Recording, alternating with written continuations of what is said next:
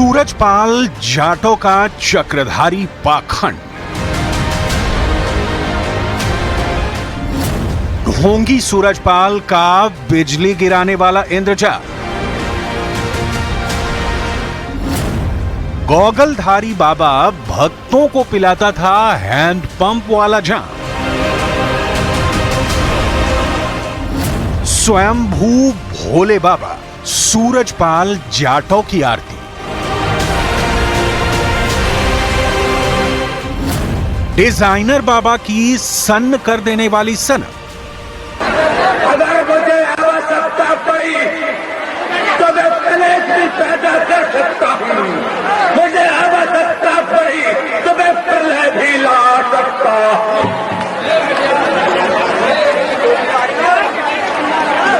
हिंदू मुस्लिम सिख ईसाई का ये विश्व मिटाने के लिए मैं प्राकृत हुआ हूं।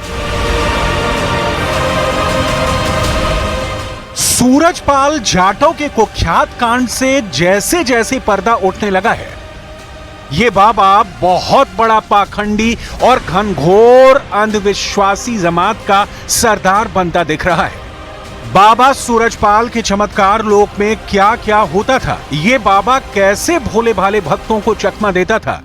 सूरजपाल जाटों की तिलिस्मी दुनिया की कुछ ही सिर चकरा देने वाली है। भक्तों का दावा, सूरजमल जाटों के पैरों की धूल हर मर्ज की दवा। भक्तों का दावा, सूरजमल जाटों के चरणों की धूल से पेट दर्द का इलाज। सूरजमल जाटों धूल से करता था पाइल्स का इलाज। भक्तों का दावा, सूरजपाल जाटों धूल से जोड़ता था टूटी हड्डियां। भक्तों का दावा, मंगलवार को सूरजपाल जाटों के पैरों की धूल से होता है चमत्कार। हाँ, लगाते हैं लगाने वाले। हाँ, चलते हैं तो धूल लगा लेते हैं। उससे कोई फर्क पड़ता है? हाँ, फर्क पड़ता है तभी लगाता है। जैसे घुटनों में पीर होए, पेट में दर्द होए, मूड में दर्द हो तो पुन लगा लेते हैं, उससे उन्हें फायदा हो जाता है। 4 महीना भाई हमारा हाथ भी टूट गया, हमारे देखो जी पसरिया भी टूट गई। अभी 4 बजे चोट लगी, हम 6 महीना पट्टी बांधे रही है। और देखो परमात्मा की दया कृपा मालिक की है, कोई बार बांको ना बिगड़ो। दिक्कत वगैरह बीमारी वगैरह होती है तो वो मतलब उससे लगाने से या उसका पानी पीने से, हाँ नल का पानी है ना, तो सारी बीमारियां खत्म हो जाती हैं। सोच से परे है सूरजपाल जाटों का भ्रमजाल। बाबा ने भक्तों को ऐसी घुट्टी पिला रखी है कि अब भी उसे अपना तारणहार मानने वालों की कमी नहीं है। होगी भी कैसे, क्योंकि इस बाबा ने ऐसे भक्तों पर डोरा डाल रखा है जो आज की तारीख में भी तकनीक की समझ से दूर हैं। देखिए अपने मंच पर special light and sound effect लगाकर कैसे खुद के चमत्कारी होने का झांसा देता है ये सूरजपाल जाटों। जिसके पास आप है देखिए, क्या घूम रहा है देखिए। श्री कृष्ण परमात्मा की ज्योति के जो विराजमान हैं। ड्रामेबाज डिजाइनर सूट बूट धारी सूरजपाल जाटों के हाईटेक छलावे में आकर उसके भक्त चरणों की धूल फांकते हैं। उसके आश्रम में लगे हैंडपंप के पानी को अमृत जल समझकर पीते हैं। ये सारे जितने यहाँ पर श्रद्धालु आते हैं वो सब यही कहते हैं कि बाबा के यहाँ का पानी पीने से हमारी सारी परेशानियाँ दूर हो जाती हैं। जो अपने मन सच्चे भाव से यहाँ लोग आते हैं उनको श्रद्धा जल से वो ठीक होते हैं। ये अपनी श्रद्धा है। सूरजपाल जाटों के लिए उसके भक्त आरती भी गाते हैं। ये सूरजपाल जाटों के लिए लिखी गई आरती है। उसका महिमा मंडन ऐसे किया गया है कि देवों का भी देव है। लेकिन निजी जिंदगी में सूरजपाल जाटों के ऐब ऐसे हैं जिसे जानकर उसके भक्तों की जमीन हिल जाएगी। मीडिया रिपोर्ट्स में सूरजपाल जाटों के पूर्व सेवादार रहे रंजीत सिंह के दावे से कई सनसनीखेज सच उजागर हुए हैं। रंजीत सिंह ने अपने इंटरव्यू में दावा किया है कि सूरजपाल जाटों के आश्रम में 16-17 साल की कई लड़कियां रहती हैं, जिन्हें यह अपनी शिष्या बताता है। सूरजपाल इन लड़कियों से गलत काम भी करवाता है। इतना ही नहीं, बाबा सिगरेट और शराब का नशेड़ी है। रंजीत सिंह ने दावा किया है कि सूरजपाल जाटों ने ज्यादातर आश्रमों में अवैध निर्माण करा रखा है। सूरजपाल के पास जितनी भी गाड़ियां हैं वो उसने दूसरों के नाम से खरीद रखी हैं। रंजीत सिंह दावा करते हैं कि बाबा सूरजपाल जाटव के आश्रम की बसें भी दूसरों के नाम पर ली गई हैं, यानी टोटल फर्जीवाड़ा। सूरजपाल यादव ने सारा साम्राज्य फरेब की बुनियाद पर तान रखा है। दावा किया जा रहा है कि उत्तर प्रदेश के लखीमपुर जिले में भी विश्व साकार हरि का एक आश्रम है। यह आश्रम 20 एकड़ में फैला हुआ है। दावा किया जाता है कि एक राइस मिल कारोबारी ने 2012 में यह जमीन बाबा को दान में दे दी थी, जिस पर सूरजपाल उर्फ विश्व साकार हरि ने अपना आश्रम बनवाया है। तो ये आश्रम भी भोले बाबा की संपत्ति। हम अपने साथी से कहेंगे जरा सा वो तस्वीरें दिखाएं, इस जाल में हाथ डाल के दिखाएं। यहाँ सामने ये शानदार आलीशान आश्रम है। यहाँ पर बढ़िया लाइटिंग है, पेंट है, शीशे लगे हुए हैं। तमाम लोग यहाँ पे आते हैं, यहाँ पर इस आश्रम में मत्था नवाते हैं। तो अनुयायियों की नजर में इस घटना के बाद भी भोले बाबा का कोई वो दोष नहीं मान रहे हैं। लोगों का कहना है कि इसमें इस घटना के पीछे लोगों की गलती बता रहे हैं कि उनको भगदड़ नहीं करनी चाहिए। संभल के नरौली इलाके में प्रवास कुटिया नाम से बाबा सूरजपाल का एक आलीशान आश्रम है। दावा किया जाता है कि 9 साल से बाबा सूरजपाल यहां नहीं आए।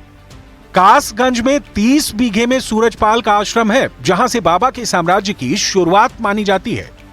मैनपुरी के बिछवा में बीघा में विश्व साकार हरि का आश्रम है। यह आश्रम 5 स्टार होटल की तर्ज पर बनाया गया है।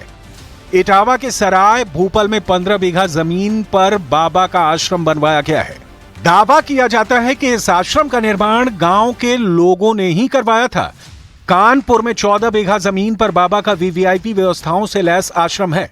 बताया जाता है कि इस आश्रम के लोगों में ऐसी दहशत है कि लोग आश्रम के आसपास से निकलने से भी कतराते हैं। इसी तरह नोएडा के सेक्टर 87 में भी बाबा का एक बेहद आलीशान आश्रम है। इस तरह यूपी में बाबा के कुल 25 आश्रम बताए जाते हैं, जिनकी कीमत करोड़ों में आंकी गई है। आस्था का बाजार सजाकर सूरजपाल जाटव ने अकूत दौलत जुटा रखी है। जाहिर है इस दौलत की निगरानी के लिए और उसे अपनी सल्तनत कायम करने के लिए भी सूरजपाल को सेना की भी जरूरत है। तो इस पाखंडी बाबा ने प्राइवेट आर्मी भी बना रखी है।